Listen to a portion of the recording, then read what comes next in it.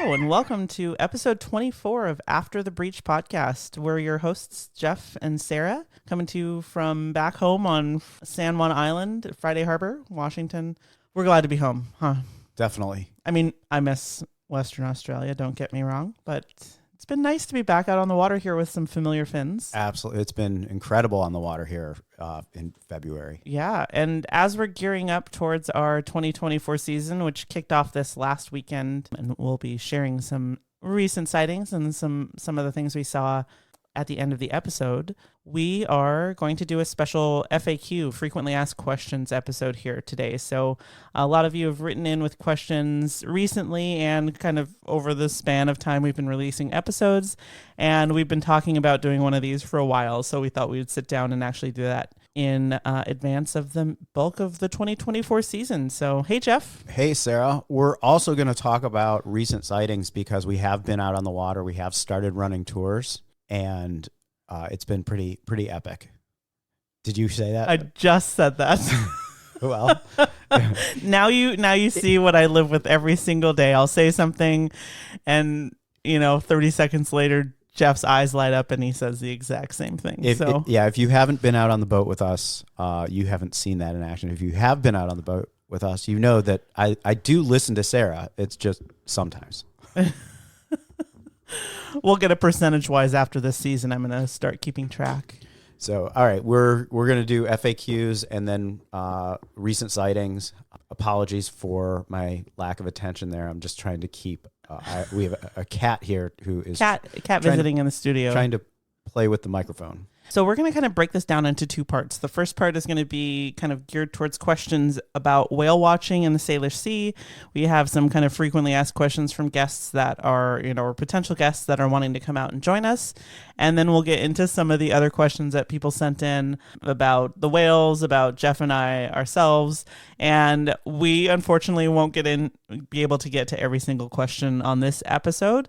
But if you sent them in, I have written them down, and I will try to get to them in a second FAQ episode here later.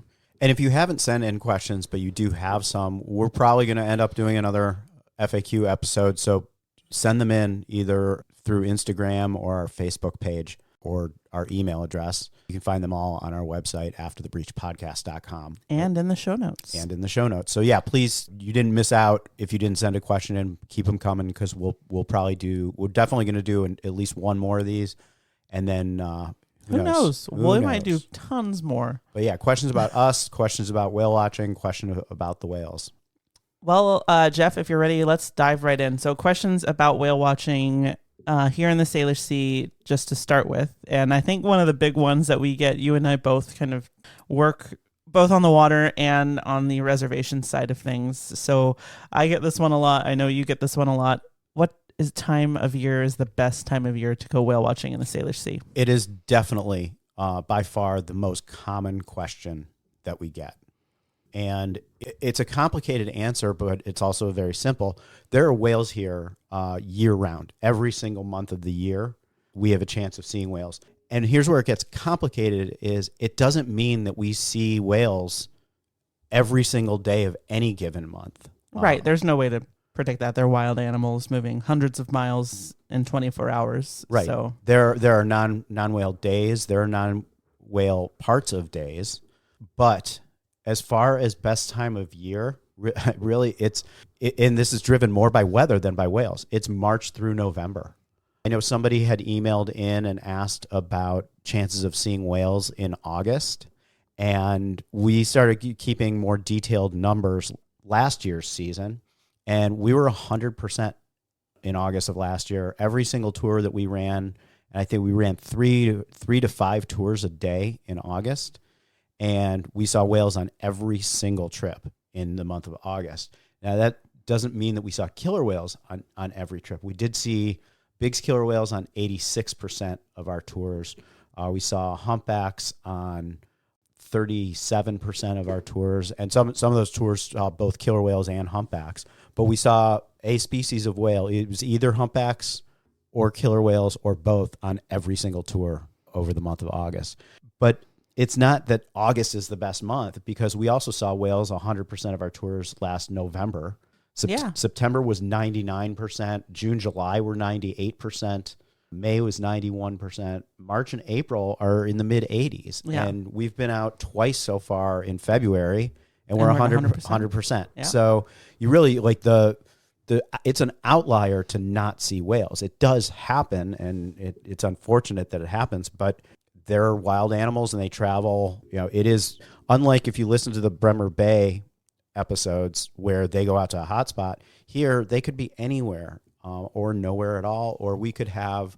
Yesterday, there were, I think, 3 different groups of bigs. There was a humpback and there were southern residents, all in different places.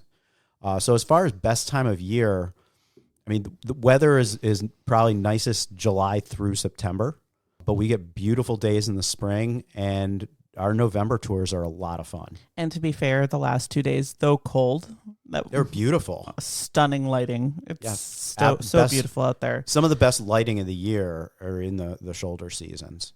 So just a real quick backup.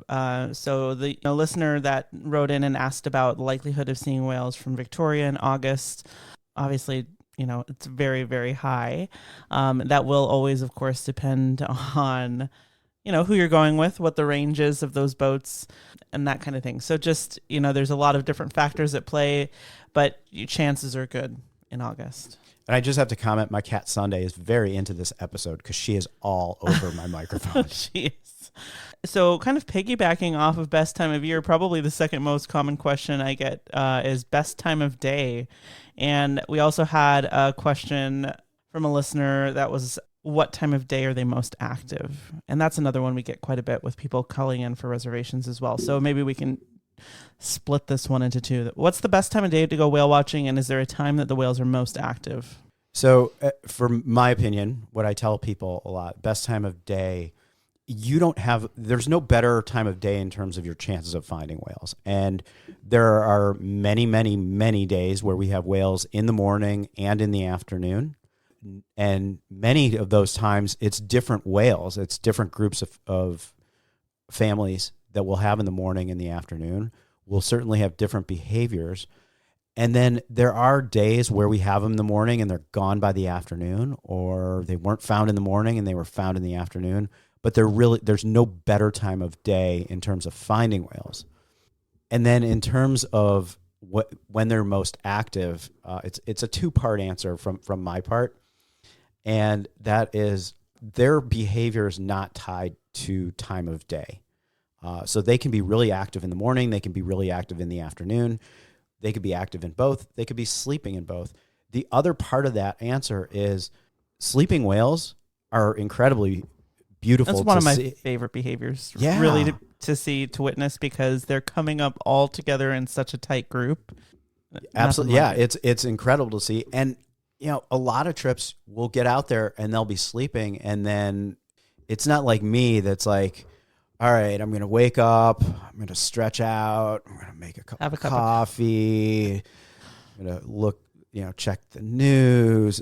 Like when they wake up, they're up. Yeah, yeah. And so you can see a behavior shift. Those are the best trips, I think, is when you actually see behavior shifts during your time with whales. Yeah, and that's a nice thing about running these longer trips as well. Most of our trips are 4 hours or so, and we get the chance to give it time. And sometimes behaviors don't change because they're engaged in one behavior, like our trip, 2 days ago where they were hunting a sea lion the entire time. But a lot of times those trips were out there and we get to see those shifts in behavior and see multiple behaviors, sometimes all of the behaviors. And it's just really cool to have that time to let things kind of evolve naturally as they would, and just be present and in the moment and watching these things happen. And then there are times where we go and they're sleeping and we get some really beautiful looks at them. And then we leave and we go check out some other stuff. Sometimes we go see a humpback or sea lions, and then we come back and things have completely changed. Mm-hmm. All right. So best time of day, any time of day. What I usually tell people too is, if you're asking because you're wondering about your schedule, best time of day is whatever time of day it works for your schedule. I do want to add one component to that. Go for it. And that is the later tours. We have half day tours that in the peak season go out at 3:30 and 4:30 on each boat. And I will say, for people that are into photography, Yes, absolutely. that lighting in the late afternoon, Second to none. yeah, especially in the Pacific Northwest, that late afternoon lighting is incredible. Yeah, and let me piggyback on top of that. Now that you said that, it kind of jogged my memory. Is a lot of people, when they're asking about the best time of day, they come into it with this knowledge from other places around the world of going whale watching, where the morning is best because in the afternoon the winds pick up and conditions deteriorate. And that's really a thing that we see out on the coast of the open ocean. And we're over 100 miles inland from the open ocean, so we don't actually usually see, at least in most places and most of our range, we don't see that deterioration in conditions in the afternoon. So you're not going to be out there in rougher water just because you're out there in the afternoon here. It really can be beautiful all day long, and is often beautiful all day long. And the great thing about the Salish Sea in geography terms is that even if there's one area that is very windy that day, a lot of times there are places where it's very lovely and we can get to. Some of my favorite trips are those late trips with that lighting. Mine too. It's also quieter out there. A lot of the recreational boaters are during the peak summer months. The recreational boaters have gone home, and yeah, it's interesting. Yeah, the weather is usually really nice. There's always places we can go. And we've had some amazing late trips. But yeah, in the last few years, it seems like people are gravitating towards the morning. Come out in the afternoon. Come out. Really. It is our favorite time.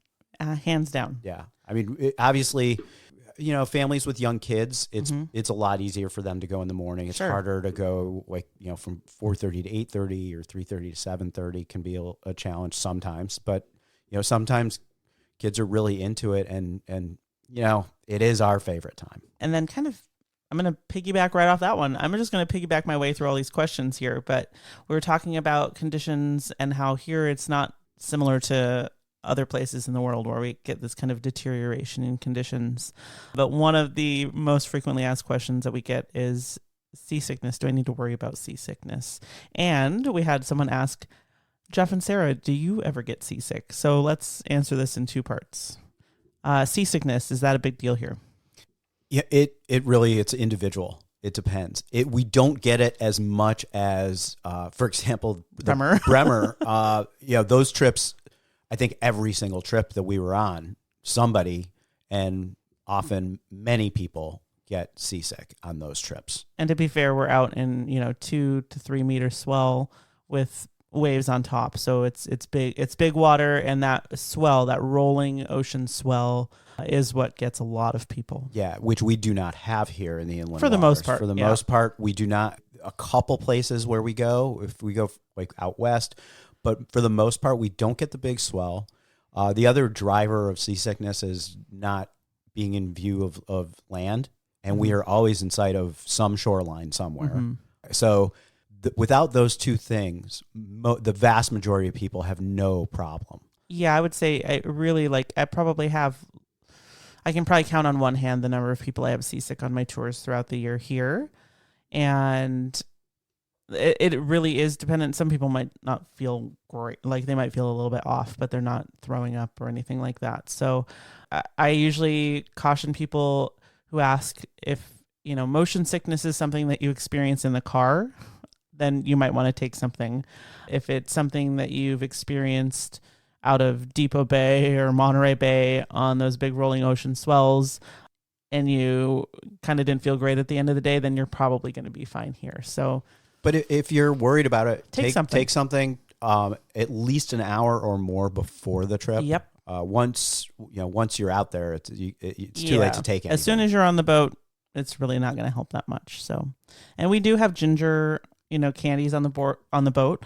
And if that's, if you prefer a more natural route, ginger can help. There's acupressure bands as well. So there's different remedies and preventatives for it. Here's something else. And if anybody has any info on this, I'd love to know. So send us an email. We did have somebody out this weekend who was starting to not feel great. And he put his earbuds in and started listening to music. And he said he felt better right away.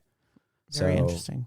Don't know if there's anything to that. But if anybody knows info on why that would be, or if that was just, maybe it was just a mental thing, but who knows?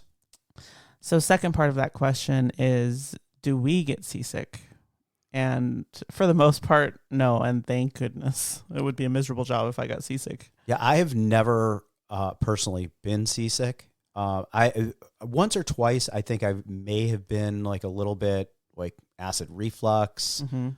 In Bremer, for the most of the time we were there, I was taking motion sickness remedies, just in case, an hour before we left in the morning, just because I didn't want to spend the whole day out there seasick. But I don't know if I needed it. I've been in big water before, both in the crossing on the Silver Bank, and I was sailing in the Bahamas. The crossing from Miami to the Bahamas was pretty big. I've been in some big water. I haven't been in like the Drake Passage or anything like that, but I've never had an issue personally.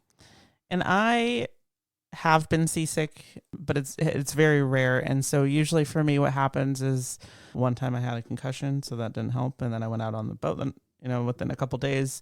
So I did get nauseous, but I did not throw up. And like after I've had a migraine, usually within a day or so of that, I'll take something just to kind of help prevent anything from happening. But if I've had a bad headache or a head injury, then yes, I have been seasick, but I think just 2 or 3 times. So usually I don't need to take anything, and it's pretty good. Thankfully, very, very grateful all the time for that. Yeah, it doesn't look fun. All right. And next question, what if it rains? Do the whales still come out when it rains? I joke with people and say Me too. they don't like to get wet. Oh, I joke and say they sneeze more because the water gets in their blowholes. But they have to breathe. They do come up. One of the things that I point out to people is the weather that's going on above the surface of the water and even at the surface of the water. The whales really don't care about. They are living most of their life underneath the surface, and they don't care if it's raining or if it's sunny. That doesn't change their behavior in any way. And I don't know if the surface, like the waves, change their behavior in any way either.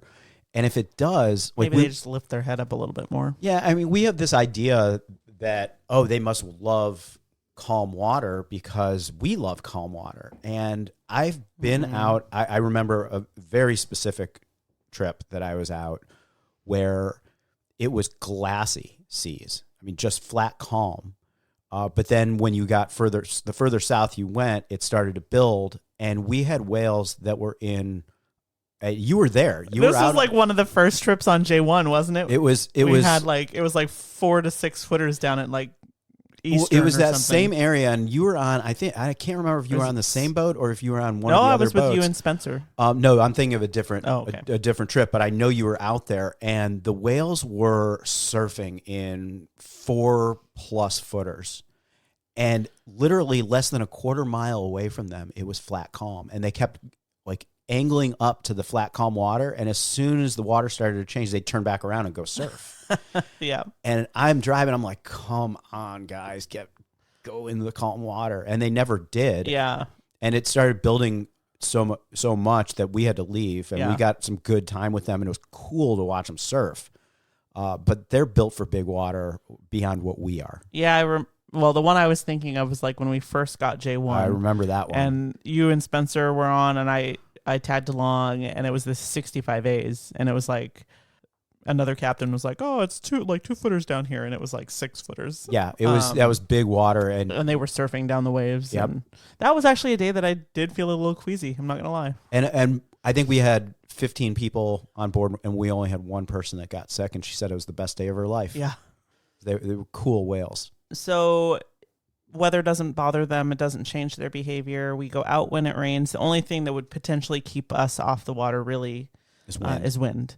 And like maybe once in 10 years of fog, like we've had some foggy days where it's just never lifted. But one year we did have to cancel a few for smoke. From the and we had one electrical storm. Yes. But very rare. The biggest thing is wind. Yeah, we don't have to cancel a lot of tours, and I would say between May and mid-November, it's really rare. Very rare. It happens, but it's not often. Yeah. And I think one of the last ones we maybe will address specifically about whale watching here is I caught one on Instagram, a great one and one we get a lot. Do you allow pets on board? And I wish we did, but we don't. We don't really allow pets on board. It's a small boat. We have a small group, and it's kind of intimate. And so we don't know how pets are going to handle being on a boat. We don't know how they're going to handle being with a bunch of strangers. And with strangers, we don't know how people feel about animals, allergies, etc. So, but you never know how an animal is going to react out there. Yeah, especially for 4 hours, and it's just really difficult. There's a lot of great places on the island that offer pet sitting, Animal Inn, and there's a few different individuals that offer it. So if you're interested in coming out, but you have a furry friend that you would like to make sure is well taken care of, just let us know. We're happy to put you in touch with them. The exception to that, of course, is registered service animals. So if you're a service dog for disability, we have had those on board, and we're happy to welcome them. Well, that kind of finishes up like the main questions we get for whale watching, but we got a lot of others. And if you have more that we didn't cover, remember, get our email address or Instagram or Facebook off of our website, afterthebreachpodcast.com, and send in your questions. Yes, definitely. And we are running tours. Starting March 1st, we're going to be running every day. Right now, We're just running weekends, but March 1st is coming. Or if you have a big group. Or if you have a big group, we'll add a trip. But we're already getting some epic stuff that we'll talk about shortly. So as we kind of segue into talking generally about the whales themselves and about potentially ourselves as well, one of the things that comes up here, Jeff, and I know that you have a great answer to this, and I can talk about this as well, is we get a lot of people visiting the islands that hear from locals, there are no whales here. It's unfortunately common, and sadly there are people that have lived on the island that have never seen whales. So yeah, can you want to talk about that? Yeah, and I think this is really in response mostly to the changes that have happened over the last 15 years, when it used to be like May through September, you'd see southern resident killer whales on the west side of San Juan Island, not daily, but on many days throughout the summer. And on many of those days, they're just going up and down the island doing the West Side Shuffle. That has changed, and if you've listened to the podcast on previous episodes, you've heard us talking about throwing out the book on southern residents from their historic patterns, and they're not here very often in the inland waters like they used to be from May through September. And in response to that, a lot of the islanders who know that the southern residents aren't being seen just have gone to the extreme of, well, if there are no whales on the west side of San Juan Island, there are no whales here. There are no whales here.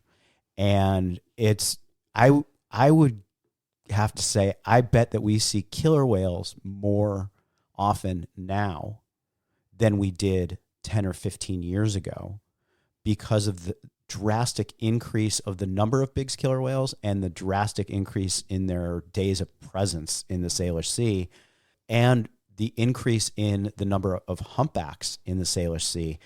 Yeah, I would bet that there are more whales here now than there were when the thought was, oh, there are whales here every day. Sure. And now the reality is there pretty much are whales here every day.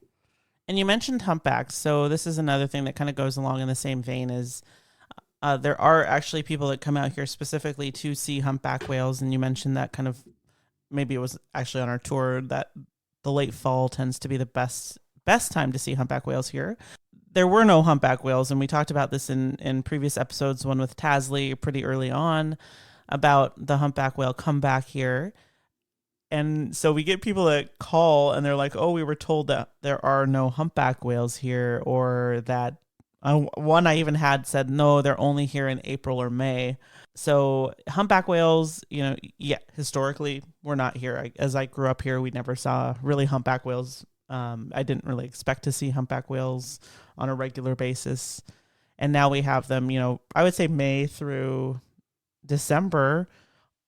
Yes, May through December is a regular occurrence to see them on our tours.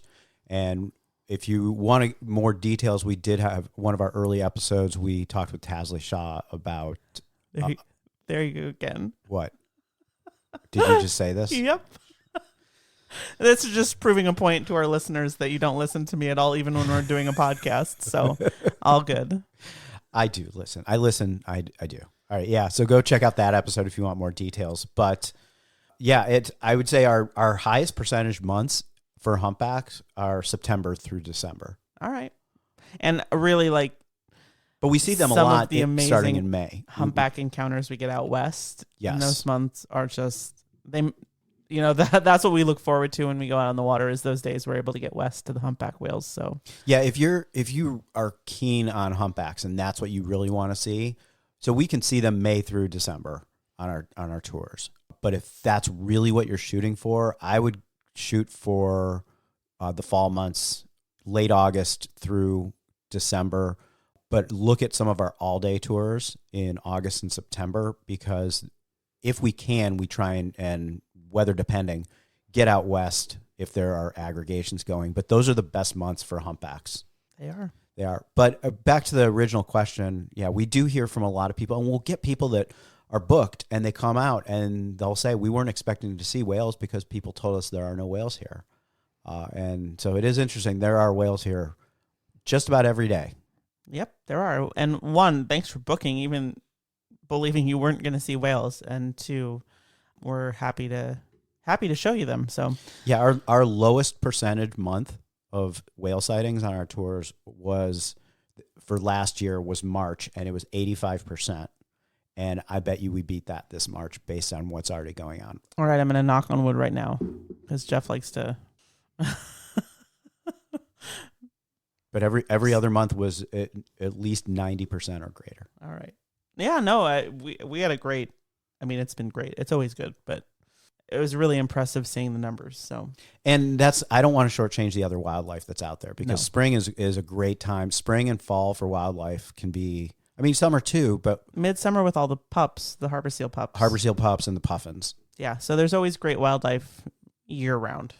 It just changes throughout the year, so that's why you should come back multiple times throughout the year. Well, let's dive into some questions from listeners that we got on Instagram, and one is from our friend Jed, who we haven't seen for a while and we miss dearly. Yeah, he's due for a visit, and Jed has been coming out for years with us, and he is a T46 magnet.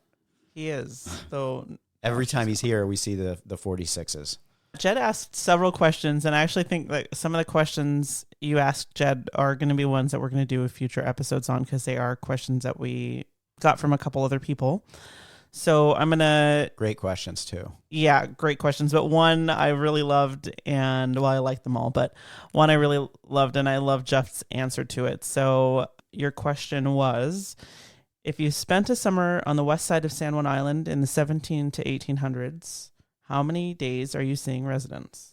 I bet you it's most days. And when Sara and I were talking about this before recording, my answer was, I've thought about this a lot. And if I had a time machine, the number one time and place that I would go is to the west side of San Juan Island in like the 13 or 1400s. And I don't know that I would leave. I'd need to bring somebody with me. Yeah, survivalist. Yes. And because also think about humpbacks. Mm-hmm. There would be probably a lot of humpbacks and the salmon. Yeah. What you would see running up Harrow Strait between killer whales, humpbacks, salmon. And I bet you'd see a lot of bigs too, and other marine mammals. I'm sure. Yeah, probably prior to the 1700s when we kind of had the fur trade going on. So, 14, like you said, 1400s. Yeah, I built a little cabin on the west side, and I don't know that there's anywhere else I would ever want to go, like time or place. Yeah, all of the like survival logistics, and then of course my overactive brain thinks about like, well, what diseases am I going to bring back and introduce to, time that wasn't capable of handling. So no, I would stay there. And so if any of you have a good lead on a time machine, definitely get in touch. Right, right. And you can come with. Well, I would have to really think about all these other things that, my overactive brain considers. So, but great question. Probably most days, as far as what Jeff said. What else did Jed ask that we're going to talk about in future episodes? Yeah, so one of the ones he asked that I would really love to do an episode on, so I'm going to work on finding someone to chat about this, is how complex are orca communications? Is each call a paragraph of info or a word? And I wish we knew. I'm sure there's someone that can talk more about this, maybe not answer that specifically, but it's pretty complex, I think, Yeah, I think we want to do an entire episode about acoustics and vocals. And yeah, because Olivia also asked a great question. She has been asking this of me for quite a while, and I've not followed through. So Olivia, this is your promise that I will follow through with learning about orca hearing. So we'll kind of maybe tie those two in together about orca hearing, orca acoustics, and chat about that on a future episode. I'll put that together. So we do know their hearing is incredible, and this is a little bit of a spoiler for the upcoming, for the recent sightings. Just as an example of how great their hearing is, on Sunday, we were with the T-18s, and they were probably 3 or 4 miles away from another group of killer whales. That we didn't know were there. That we did not know were there. They were moving away from them, opposite direction. And all of a sudden, they turned and started hightailing it towards the other group. That other group was on a stellar sea lion hunt. And so whether that other group called the T-18s or whether the T-18s heard the hunt going on, we were 3-4 miles away from them. I mean, can you imagine being engaged as a killer whale in a sea lion hunt? And I know we're going to talk about this, but since you broke off on this tangent, I'm going to blame you. Imagine being T-30B with this brand new baby infant at your side and right in the midst of it and making goes of this adult sea lion, keeping the baby on the outside of you from where the sea lion is because you're right in there. And then being aware enough while you're doing all of this to say, oh, yeah, 4 miles away, there's a party of 4. Hey, guys, come on in and lend us a hand. And we don't know, obviously, if they were called or if they heard it, but it's amazing. It shows how great their hearing is and how good listeners they are, that they could hear what's going on 3 or 4 miles away, and I don't even hear Sara, who's sitting next to me. That was nice. That was great. Another question Jed asked, and I actually don't know the answer to this. I will try to find out, but we have a glib answer too. The deepest recorded dive of a killer whale in the Salish Sea could be resident or Biggs. No more than 1,400 feet. So that's the deepest point in the Salish Sea. So I actually don't know. There is data there. I mean, people have done studies and put, suction cup tags on these whales to record depths. I will have to look that up, Jed, because I don't know off the top of my head, but I will bring that up in a future episode for you. All right. Another listener asked, how often or do you ever see Biggs and southern residents in the same vicinity? We talked about this before the show. It really depends on how you're defining vicinity. If you're defining vicinity within acoustic range of each other, very frequently. Very frequently. I think that is true both in the inland waters and the coastal environment, probably up the entire West Coast.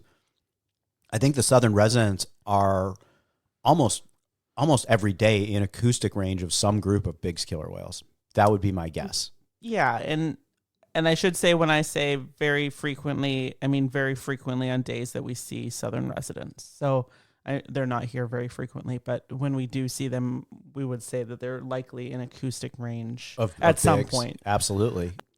Now, and one of those examples is almost every day last year when we saw southern residents on our tours, which we only saw them, southern residents, on 4% of our tours, which doesn't mean that they were only here 4% of the time, but those are the only days that we saw them. I think every single one of those. There may have been one that didn't, but we saw bigs also on every single one of those days. Yeah. And we've seen them within half a mile of each other, and we've seen them very, very rarely. We'll see them within a quarter mile. Yeah, where there's kind of like a interaction going on, and typically it's the southern residents driving the interaction. They're usually, I don't want to say the aggressors, but they're usually the ones that are like pushing the bigs out of an area. Yeah, the bigs will kind of avoid them. Yeah, they'll vacate the immediate vicinity. But I've never seen like any physical. I've heard a couple. That I've heard of a couple, but I haven't seen one myself. So probably the most famous one recorded was, I think, in 1993. I think it was 93, and it was T20 and T21 were chased by J-Pod, and researchers that were on scene said they saw blood in the water, rake marks on T20 and T21. They lived, but they vacated the area with J-Pod in hot pursuit, and it was found later that J-Pod had a new calf, which was J28 at the time. So J5 Saratoga, J17 Princess Angeline, and then J28, the newborn calf at the time, Polaris, were back a ways, and then the rest of the pod had pursued these bigs out of the area. This just triggered a memory for me from last season. I was not out on the water. I think you may have been, but the 124A2s were up in the Strait of Georgia going towards Point Roberts, and they ended up like literally in the middle of J-Pod, not in close proximity, but they were surrounded by J-Pod. Were you out for that? No, but it actually sparked another memory of a trip you and I had. This was several years ago, but it was in the Strait of Georgia, but it was on the Saturna Island shoreline, kind of right around the bell chains, and the T49As were going up and J-Pod was coming down.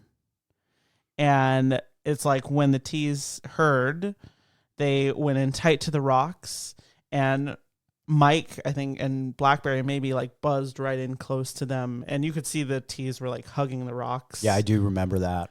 So intense. So the answer is, I mean, it's frequent. It's not like every day, but I do think that the southern residents are an acoustic range of big killer whales. Sure, and probably other types of killer days. Whales too. Yeah, and offshores, like most days, especially when they're out on the outer coast. But in the inland waters, they're very often in acoustic range of bigs. And just kind of avoiding each other. Yeah. But great question. Let's see. The next question. So we got a few about ourselves, and there were 3 that kind of all went into the same vein. So I'm going to read the 3, and then we can kind of talk about it together. So one person asked, how did you both end up where you are today career-wise? Also love the podcast so much. Thank you. Another person asked, Jeff and Sarah, if you weren't doing this for a job, what would you be doing? And the last person asked, as you made this shift from one career to this, how did you get here? What challenges did you face in that transition? Great questions.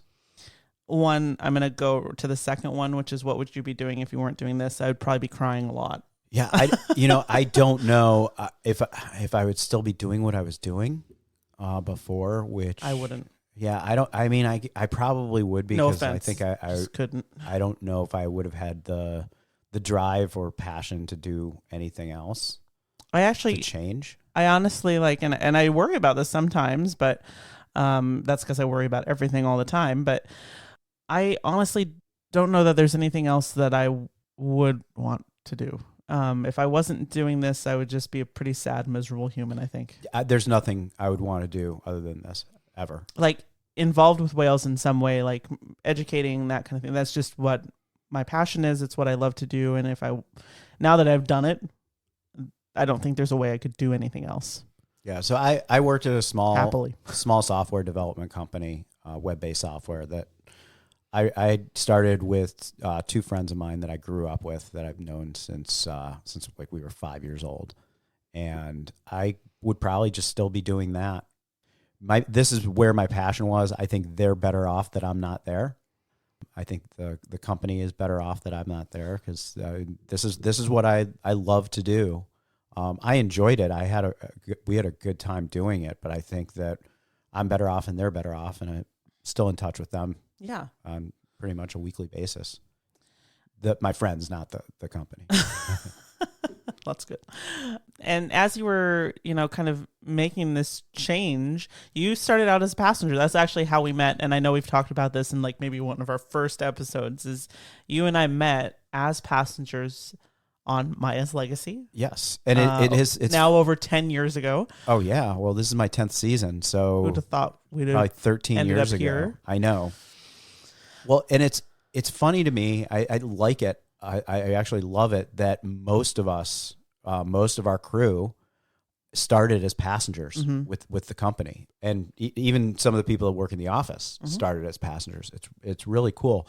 But yeah, we met before either one of us was here, just as passengers. Yeah.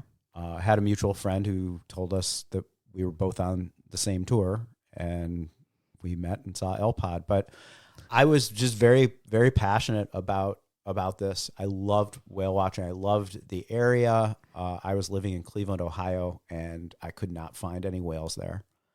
And just I was in the right place at the right time to come in and be able to buy into the company 10 years ago.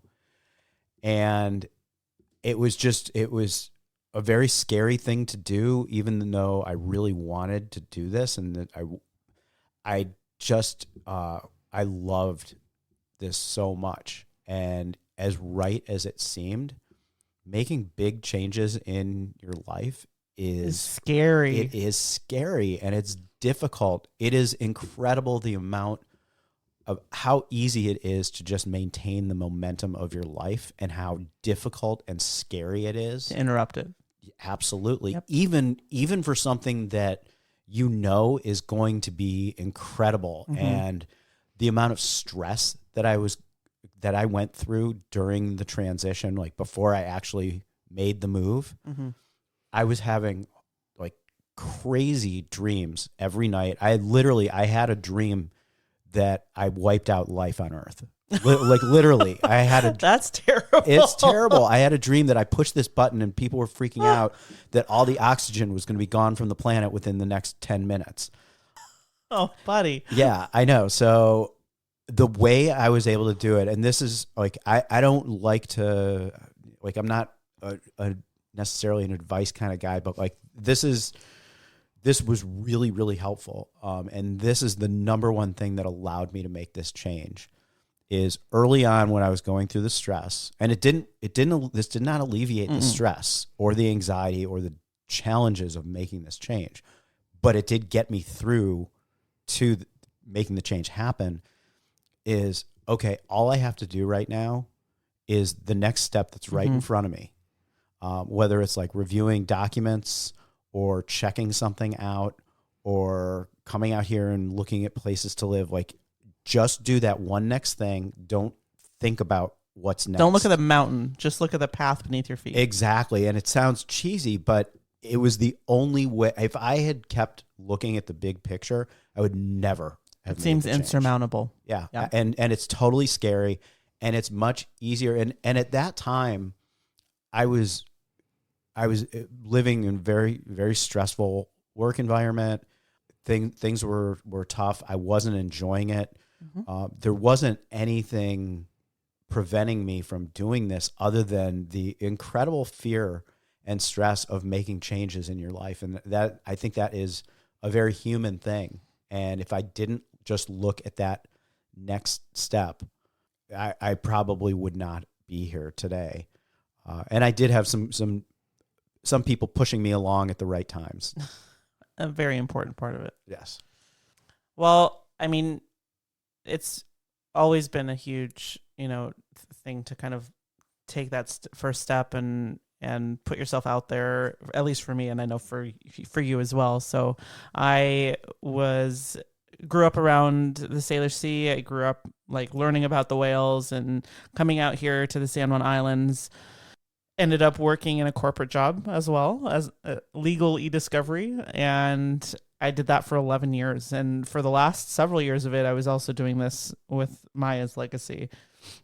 And I think it was actually, and I know we've talked about this on the podcast, so I'm going to be brief about it, but it was the first trip to the Silver Bank.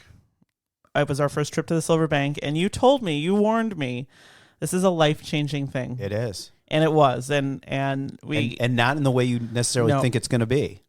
Nope. But we went on the trip, spent a couple extra days, and then got to the airport in Puerto Plata to fly home. And I just sat there, like bawling my eyes out. And Spencer was there, and I don't think he really knew what to make of it. Like he was like, "Rachel, take care of this," like in his really sweet Spencer way. But it was just like this realization that I had just done something profound, and I'd been in the water with these amazing creatures that I loved and that I wanted to dedicate like all of my energy towards. And I had to go back to this corporate job that was essentially like sucking out my soul. So I had talked to many people, including your wife, Joelle, who's a wonderful advice giver, and just like this really wonderful, supportive human being. And within 2 months, I gave my notice. That was 2019.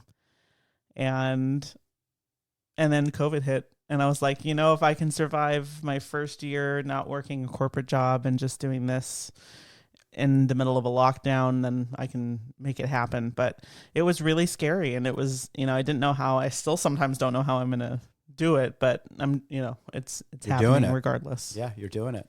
And it really is just that next step. And when you're doing something that you're really passionate about and that you love doing every day,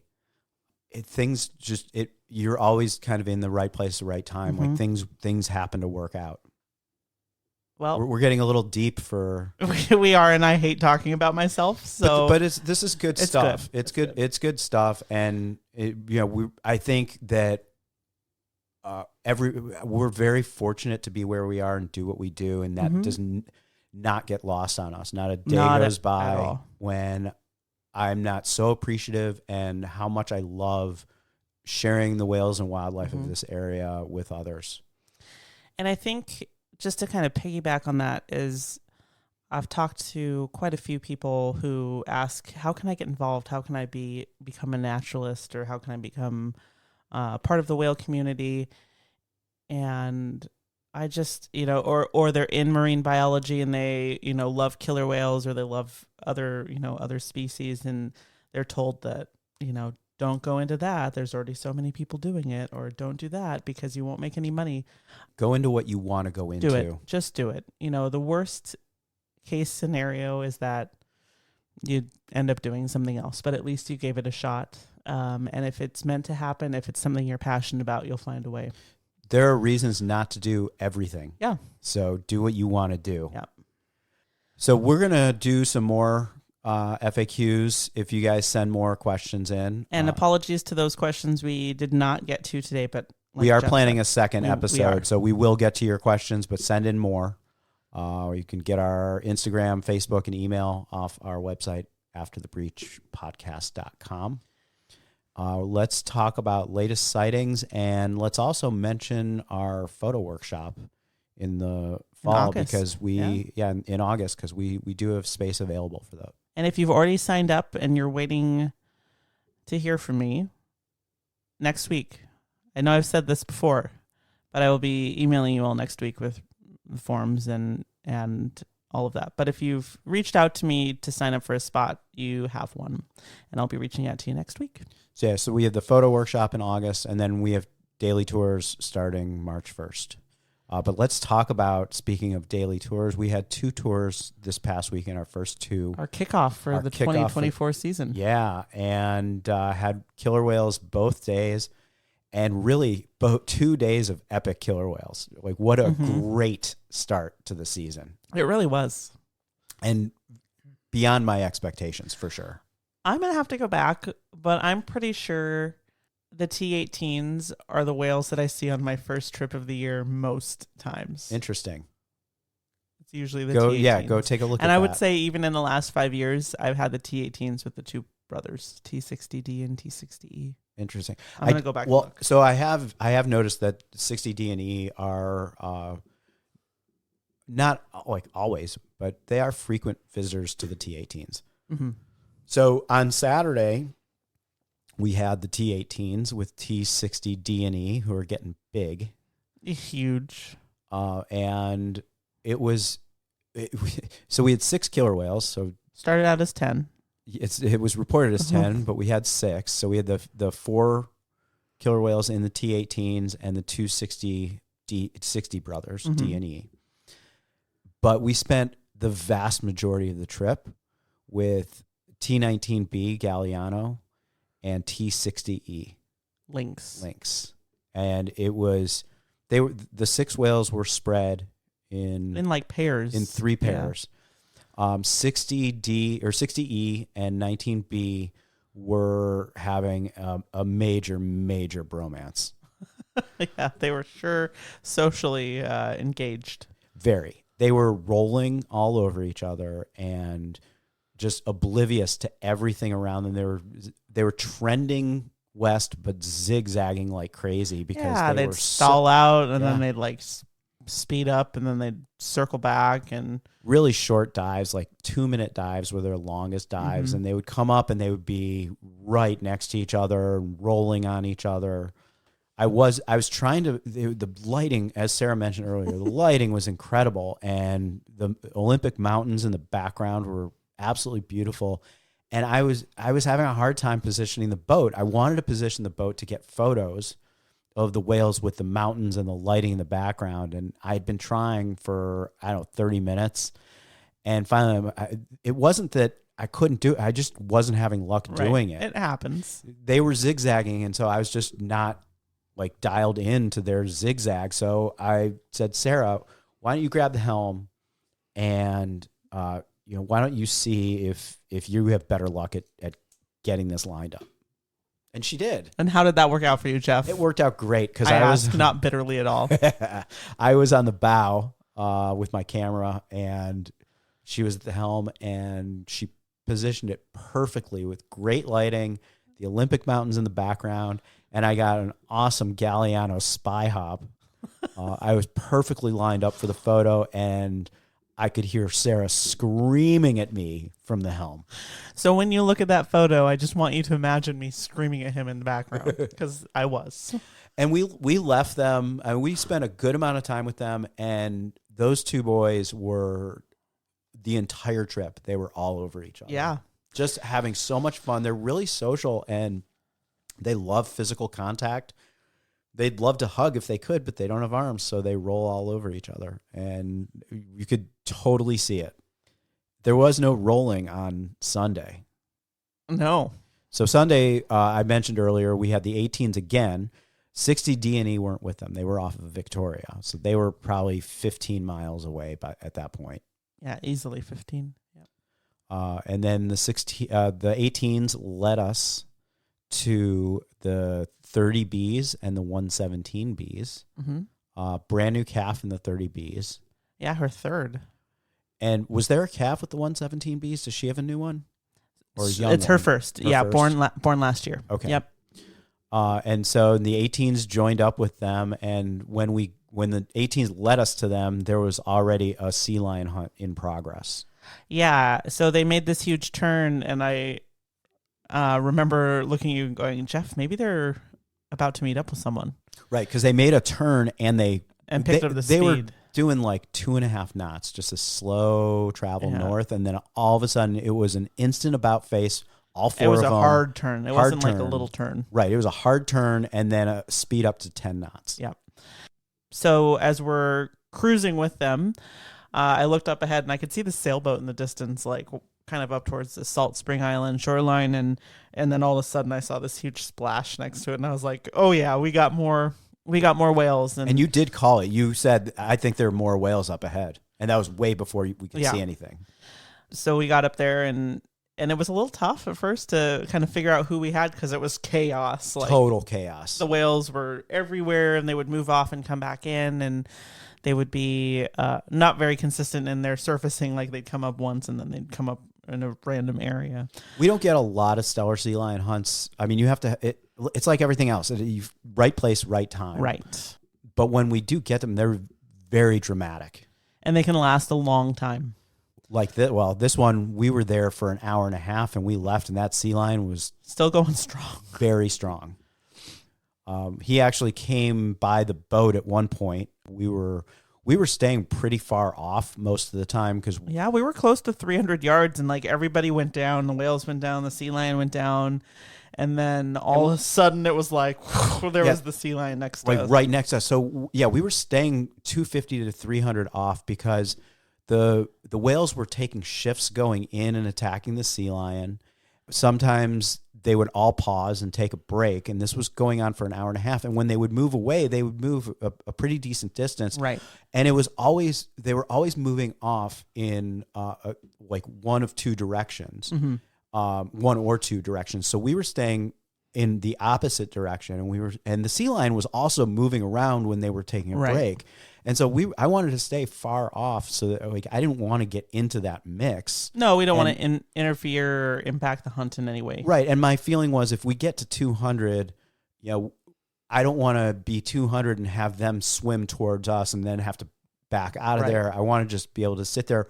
I was turning the engines off a lot just so we could hear the exhales and hear the splashing of them, breaching on top of the sea lion. Sure. And I was at the helm, and this was all going on the port side, and I heard an exhale on the starboard side, and I thought it was one of the whales. Yeah, I did too at first. It was so like percussive. Yeah, I thought one of the whales, because the whales had been down for a while, and I thought they must have come over underwater, and one of them surfaced, and then somebody at the stern screamed, "The sea lion's right here." Yep. And that was, and he swam around the boat a couple times, kind of looking at our open windows. Yeah, looking for refuge, and didn't find it. Close the windows just to make sure. Yeah, and I mean, encourage any. You don't want a 2,500-pound sea lion with sharp teeth and claws and lots of adrenaline jumping on the boat. No. But this was incredible because it had been an hour and a half. And who knows? I'm sure he had some internal injuries, but he wasn't slow. He wasn't missing any. Yeah, body parts. There was no blood, no like rake marks. He was like you wouldn't if you saw Not him. That you could see, yeah. If you saw him swimming, you would think, here's a stellar sea lion. Yeah, there were a few. It was interesting because we obviously saw that towards the end, and once he dropped back, we actually safely maneuvered away, and then the whales continued what they were doing, just to kind of round out that part of it. But when we first got on scene and they were, making lunges at the sea lion, there was actually blood in the water. I got a few photos where with the splash, there was some blood in the water. So, but he looked pretty whole and hale for a sea lion that had been. I mean, we don't even know how long they were going at it before we got there. That's the thing. We were there for an hour and a half. We were waiting for another boat to come out, so we were holding coverage. But we got there. The hunt was was full. Oh, on. yeah. And then shortly after the sea lion left us alone, we had to leave. Yeah. And he was still going strong. And so who knows how long that went on and how it ended. I mean, you never know. This could have been partly a training session with the kids. Maybe at some point they left. We have seen some sea lion hunts where the sea lions get close enough to a shoreline and they end up making it out of the water. We have no idea how long that lasted. It could have lasted all through the night. But probably not. But it could have. It was definitely going on before we got there, and it was definitely going on after we left. Yeah. And so those hunts are really special to see, and they are very, very active. And we'll post some photos from that on our show in the show notes. And we also you posted some great photos on Facebook. And I don't think it's up yet, but if you're not following Orca Behavior Institute on Facebook, Jason was on board and was taking some videos. So I think he'll be posting a video of it at some point. Yeah, I can't wait to see his video. He's amazing. Yeah. Amazing. So we're off to a great start. We have trips coming up this weekend. Yeah, we have a trip on Friday and Saturday Although now. This will probably be posted after those trips. True. So we had a trip this past. No, I'm just kidding.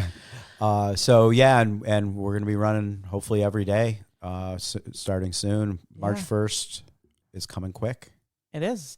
And we do have one single space left on our Silverbank trip for next year, February 15th through 22nd. Single female share. So if any of you are looking to kind of have a cool little whale vacation and are interested, let us know. We would love to have you. Awesome. Well, we will talk to you guys soon. Thanks for joining in. Stay safe out there. Thanks so much for listening to this episode of After the Breach podcast. If you've enjoyed it and want to help us out, please share this with your friends, family, and any other whale-loving folks you can think of. We would also love to hear your feedback, so please leave us a review wherever you listen to podcasts. If you have topics you're interested in and would like to hear on the show, please send us an email. We'd love to hear your thoughts. You can find us on Instagram as @AfterTheBreach and on Facebook as After the Breach Podcast. And if you'd like to go whale watching with us, then come on up to San Juan Island, Washington State. We run tours with Maya's Legacy Whale Watching, departing just steps away from the ferry landing in beautiful downtown Friday Harbor. It's a great destination for a day trip or multiple days and offers some of the best whale and wildlife viewing in the world. We would love to take you out on the water to see the amazing whales we talk about on our podcast. You can book a tour through the company website at www.sjiwhalewatch.com and make sure to mention you're a podcast listener when you book. Thanks again for listening, and remember, stay safe out there.